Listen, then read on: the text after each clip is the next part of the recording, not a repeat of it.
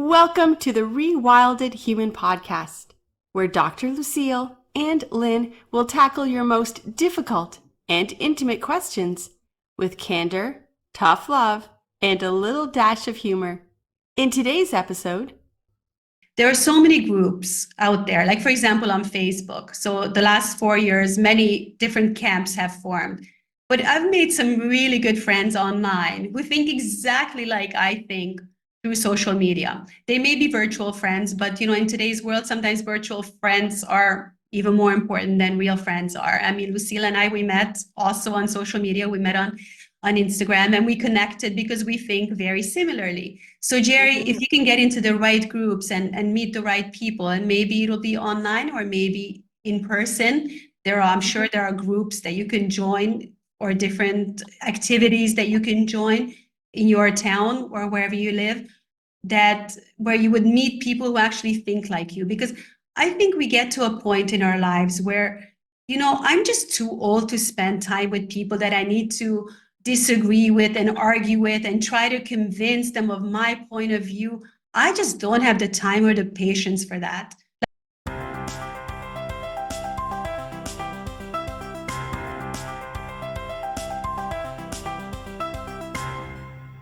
Welcome, everybody, to the Rewilded Human podcast. This is episode 16, and because so many of you complained that we did too long an intro for all of our other episodes, this is where we cut it short, and we're just going to dive right in and answer your amazing questions. Exactly, guys. Welcome back. We're going to jump in with Janet. I'm going to be taking off and removing my glasses because you guys are also complaining about the glare. So I'm going to try to do this without the glasses, but for reading, I must put them on. So we're diving right into your questions. The first one is from Janet, and Janet is wanting to take a risk. Am I too old to try dating? I've been divorced for 5 years and I'm in my late 60s. Recently, I've realized I don't want to spend the rest of my life alone, but I don't know where to start and I'm nervous. Well done, Janet. Congratulations for wanting to get yourself out there. I think that's fantastic. Absolutely. That's I really think that's great. a courageous move on your part because you're not going to get a whole lot of support with that, unfortunately. But good for you for taking that risk. Absolutely. And I mean, 60 is the new 40, right? So being in your 60s is nowadays is really not old by any means. And I think there are so many opportunities out there and so much life to live. And hopefully there are so many great guys to meet as well. So by all means, you've been divorced for 5 years, you've been on your own for 5 years. That's a really long time. So it's definitely time to get out there. Yeah. And, I would say be okay with being nervous about it because I have so many women who are older who are getting back in the dating scene. And you're going to be nervous because this is not the world that you experienced when you were like 16, 17 and starting to date, right? Absolutely. And you have so much more, you have to remember you have so much more experience and wisdom, and you likely know what you're looking for. That's the most important thing. You really want to know what you're looking for in a mate. And don't feel at this age. The other thing is you don't have to feel any pressure. It's not like you've got the biological time clock ticking, right? So you've got time on your side. And if you take it as a learning experience, it can be really a lot of fun. Don't take it so seriously. Don't get desperate. What kills the whole experience is when women get desperate. I've got to find Mr. Right, or this guy, he's got to be Mr. Right. And so they try to, whatever red flags they get, they try to ignore them, or they try to fit them into some kind of story that's more acceptable or whatever. And also be careful about opinions from friends. Yeah. That's another one. True, very true. And also, when you come across really desperate, that's a great way to push the guys away. The guys go running. Absolutely. Lucille, what would you recommend to someone in their 60s? Would you recommend dating apps, or would you recommend a different way to find a new partner? What? I can't really say. I mean, I have tended personally towards the human dating services. Right? Yes. The ones that are run by humans, like real matchmakers, and they still call themselves matchmakers. They're professional matchmakers. I think that's the best approach for anyone who's older, more mature, Mhm. and who really doesn't want to be spending their day swiping right, Mhm. and looking at profiles that are really a waste of time in the Yeah. end, right? Yeah. Uh, it's just horrible. So it's far better to have a professional matchmaker who knows what you want, who knows what's available in their group of eligible men, Mhm.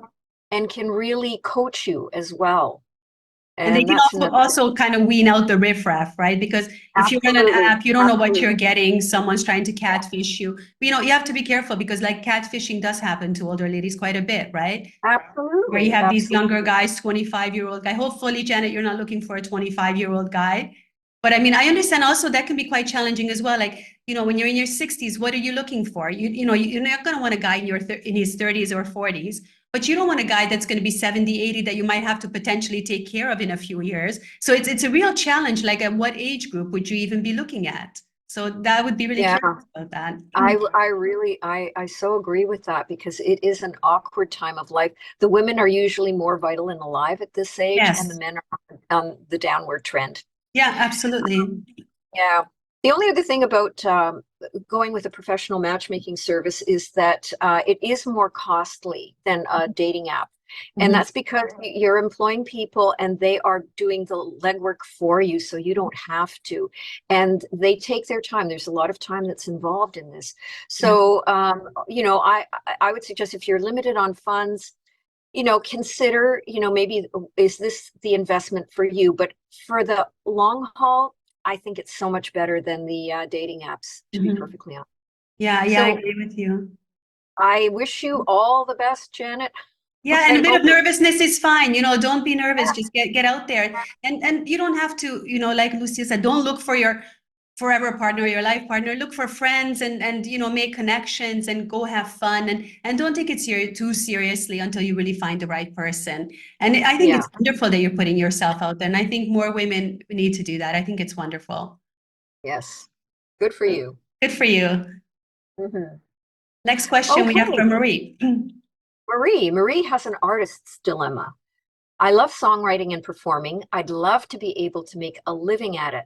But even though I have a fan following and I've even won an award, I've had a number of setbacks that make me want to give up and just be okay with my corporate day job. I'm also getting older, and in this industry, older women aren't marketable. But something inside me keeps pushing me to get my music out. What should I do? Wow. Well, congratulations on the award. I think that's wonderful. And Yep. also living your passion, which is also wonderful. Mm-hmm. Yeah, But I exactly. mean, I do understand you have to make a living and you have to survive. So it's the artist dilemma is real, with painters, with singers. I hear this a lot from people. And I also find a lot of times when you don't get to live your passion, it's like you're dying inside. So That's perfect way to describe it. It's like your soul shrivels up. Your soul exactly. shrivels up now. So I think Lynn brought up a really good point with that, because there are two aspects to that, right? The creative expression, which is so life-giving, but also the need to make a living at it. And it's really hard if you are, having to have a corporate job to get by, because that consumes so much of your time and energy. Yeah. And it's challenging then to find the time and the energy at the end of the day, or even on the weekends, to pursue your love, For sure. right? So this is a big challenge. I agree with Lynn. Don't give up, because you need this. If your soul is pushing you to do this, this is so important. And unfortunately, I've seen way too many people who kind of put their creativity on the shelf. They say, well, when I retire, I'll go back to my painting or whatever. Mhm. And the vast majority of them don't, which is Mhm. very sad. And they kind of shrivel up, and they get dry, and they get stale, and they get bored, and they get boring. And it's really not worth it. I think they also develop, or have a tendency to develop, more health issues, Mhm. The and not depression just and things mental like health. that. Yeah, Yeah. depression and anxiety, and chronic worry and stress. Um, so that's one part of it. I think that, I think Lynn and I agree on that. Just don't stop. Whatever you can keep doing, just do it. And the other thing is I do see a lot of artists as well. Over the years, I've seen a number in my practice, and you have to be so creative at marketing yourself. I so admire the artists who are really doing it well, because it requires another level of creativity, right? And and in this day and age, it's very hard to get signed on by a label, especially if you want to retain your creative freedom to do what you want to do. And it sounds like you do. It's very hard. So, and I'm not here, and I'm certainly not an expert in how to market yourself as an artist. But the thing that I've seen is so many people going out on social media and putting their art out on social media and YouTube and whatever social media platforms best suit your songwriting and performing. And you're lucky, you have a fan base already. Terrific. You can build on that. And and then your fans are going to share your stuff with their friends and other people. And so that would be the thing that I've seen that helps a lot of artists, is to really get themselves out on social media. But apart from that, I don't know. I don't have expertise in how to market yourself. I would not get intimidated by the whole age thing either. No, definitely not. No, I mean, there is a demand for everything, and things are really, the tide is shifting, which I love, and things are changing. And, if you're a talented performer and an amazing singer or songwriter, then age should not be a barrier at all. That's only in your mind, forget about that and just go for your dream. Yeah. And I think, with the corporate world, that literally is the opposite of the creative world. Like, it sucks the life out of you. So I can totally understand, but also understand that you have to make a living. Maybe there's like a happy medium. Maybe there's a way to compromise. Maybe you can work, part-time in the corporate world and then part-time doing what you love, and finding some kind of a balance where maybe, your lifestyle would not be the same as what you would have with a full-time job, but you would also have the opportunity to live out your passion. So, but I think what Lucille said about, the social media aspect is really huge. And I think if you do have that talent and you already have a following, then your people will find you. And when they find you, then, there are so many opportunities. And when you're living your passion and you're doing it with love and your heart and your soul, then the opportunities really do find you. Like, you're just sending that kind of energy out into the universe, and you have to get the good stuff back. I mean, there's just no other way. Absolutely. Okay, so good luck to you. Good luck, Marie. Write back to us and let us know how you're doing. Yes. This is really exciting, and we really wish you all the best. And all the best in the world. So the next question, back with the glasses, is from Jerry. And Jerry has a problem that's become the new normal. How can I find people to have in-depth conversations with these days? Good question. It used to be that I could have discussions about anything with my friends, and even if we strongly disagreed, we could still go out for a beer after. Now I feel I have to be so careful about what I say. People are so sensitive and take things so personally. I'd love to go back to the good old days of just being able to say what's on my mind without it turning into a battle. What should I do? Wow. I'm so glad you asked that question, Jerry, because it's so key. I hear it more and more from people, especially older people who remember a time, remember, Lynn, a time when we were younger and we could just say whatever we wanted and we could have an argument and it would be fine and nobody would be walking home wounded and bleeding. I know, like this snowflake generation, I just can't do it, Everyone is constantly triggered and you can't say anything and you have to be politically correct. Like, that's why I love watching old sitcoms, from the 80s and 90s, where, you can just laugh at anything and anyone and nobody was offended. And now you can't even watch TV anywhere because it's just a joke, all of it. So, Jerry, we feel your pain. People are insane. And I mean, the last 4 years with this whole pandemic craziness that went on, I mean, we have this huge divide between people. And I'm assuming that's what kind of caused, these problems with people in your life, because that definitely has caused problems in our lives, right, Lucille? With people and being able to, because your opinion is different from somebody else's. And I mean, I've had so many lifelong friends or friends I've had for decades block me and delete me and cancel me and fine, whatever. But yeah, we'd all love to get back to the good old days. I mean, you know what I think, sorry, Lucy, Jerry, go ahead. know what I think, and this really works for me.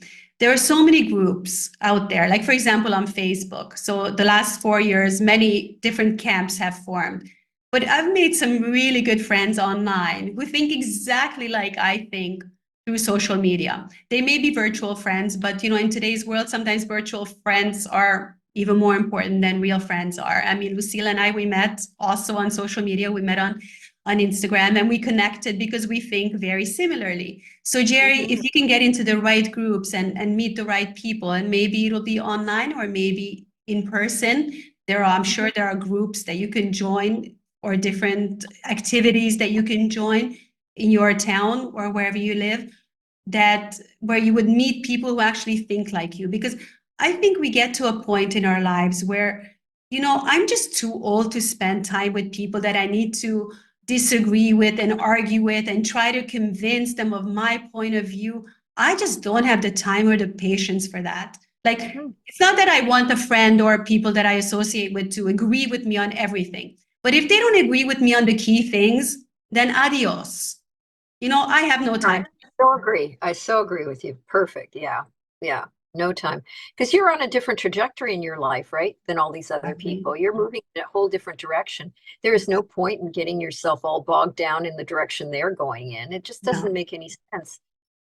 So I agree with everything that Lynn has said about that. And I remember, Lynn, when you and I met online, and I kind of got the sense you weren't saying things so openly, but you were using certain code words. Yes. And I thought, and I'd gotten good at that point in picking up on the code words. Yeah. To see, is this somebody in my tribe? Yeah. No, but that's how you find each other. With those codes, the subtleties. Yeah, exactly. Yeah, the subtleties. And so, and I don't know if we're allowed to say this on YouTube, but another really good platform might be Telegram. Yeah. There, you might find a lot of people there who are willing to debate or talk, and in a real way. And so it's really a matter of casting your net widely.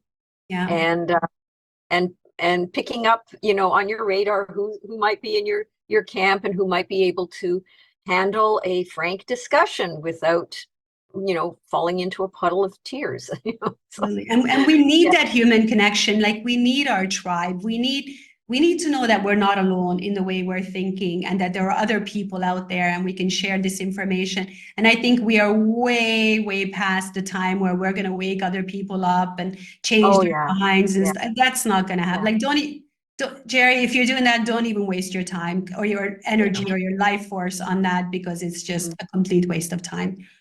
But once you do find your people, and you don't need to have a big circle of friends. I also found that during this whole madness that, keep your circle small and tight. You don't need to have all these people around you, like a huge circle of friends. It just gets complicated and messy. So keep the right people. And again, when you send out the right kind of energy, like we were saying to Marie before, you send out the right kind of energy and frequency. It's all about the frequencies. It's all about the frequencies. Yeah, you're just going to attract the right person and the right people into your circle. I really believe that. Yeah. All right. Well, good luck to you. Good luck, Jerry. Thank you so much for sending your question. I'm sure you'll find your tribe. I'm sure you will. Absolutely. Yeah. Okay, so here we have Brittany, who speaks for a lot of women with this question. I love my partner, but he's a slob. I've tried to get him to clean up after himself. Sometimes he starts to, but then he'll get distracted and goes off to do something he enjoys. I feel like I have a second career cleaning up his messes. It's driving me nuts, and I hate being a nag. Is there any way I can get him to be responsible? Brittany, you sound like you've made a face, Lynn. You've made a face. Brittany, stop being his mom. It just sounds like you're trying to be his mom, and it's just, I mean, of course, it's hard to live with someone that's a slob, but you nagging him all the time is probably driving him crazy as well. If we had your husband on here, he'd be saying like, my wife drives me crazy. You know, I work hard and then I go home and I have to do this and this and this and this. So that's a tough situation. But probably, Brittany, there are things that you're very good at that you enjoy doing. And then maybe there are things that your partner is really good at that he enjoys doing. And maybe the jobs should be divided according to that. I'm not talking about traditional roles, for example, but whatever works for you guys. And then I don't know, you got to pick your battles, girl. I mean, there are so many things that I could be nagging my husband about all the time, but sometimes it's just easier to do it and then keep the peace and know that, like if the garbage needs taking out, I never have to say anything. He'll do that. Right. But then if I start nagging him, like do laundry or do dishes, I know he's not going to do that. So I can waste all my time and energy trying to get him to do it, or just do it myself, or hire someone to do it, or hire someone. Exactly. Hire someone else to do the stuff that is causing a rift between you guys. So, I mean, there are lots of solutions, but trying to act like his mother and nagging him, it's going to destroy the sexual chemistry between you guys. And it's if you have any left, yes. Yeah, if you have any left, because no one wants to have sex with their mothers, right? And you don't want to have sex with the slob, I'm sure. Yeah. No, I agree. You don't want to be in that nagging mama role for the rest of your life. It's craziness. And all he's doing is, as Lynn said, is he's either getting annoyed with being nagged, or he's just totally tuned you out. Tuned you out.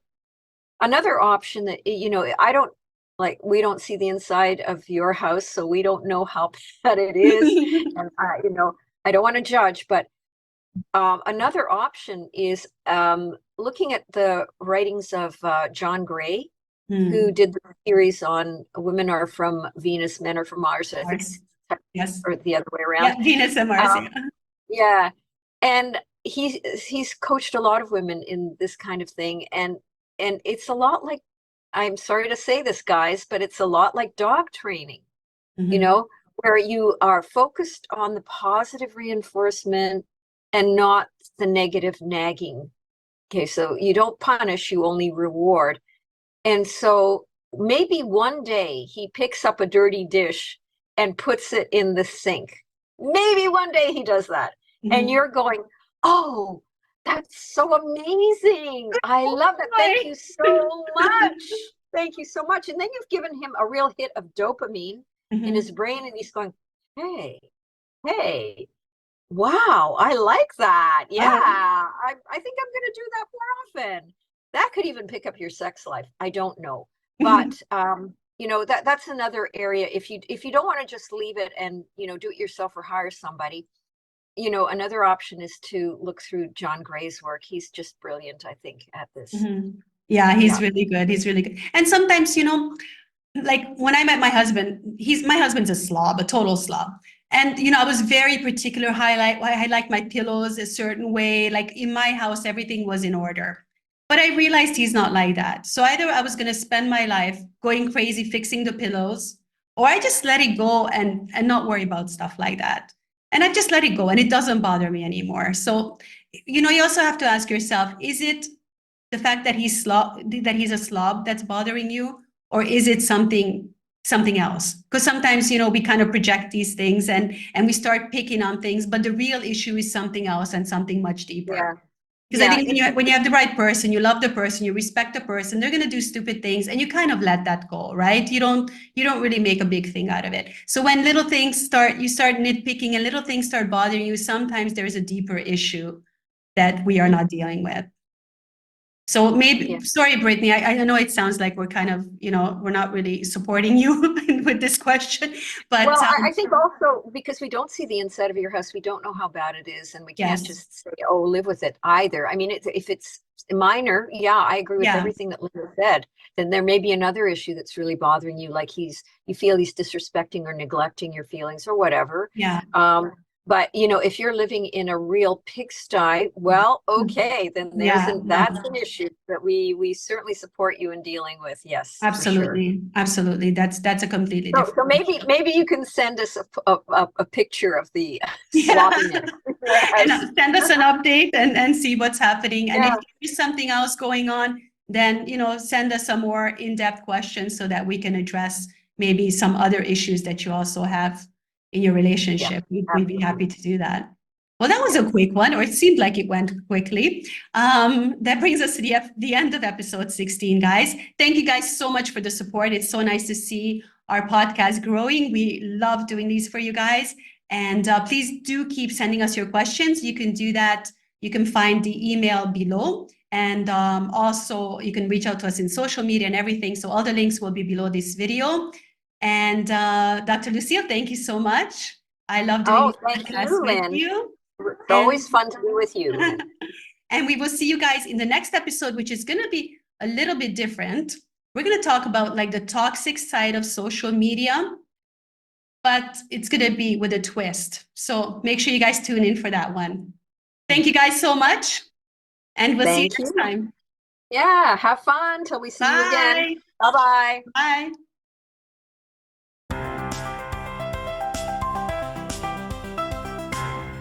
Please be aware that Lynn and I are here to provide insights, advice, stories that are for educational and entertainment purposes only. None of our content should be considered to be personal, medical, or mental health therapy. If you are experiencing a mental health or physical health challenge, please consult the appropriate healthcare specialist. We are here to provide the best possible content in an atmosphere of positive conversation and personal growth.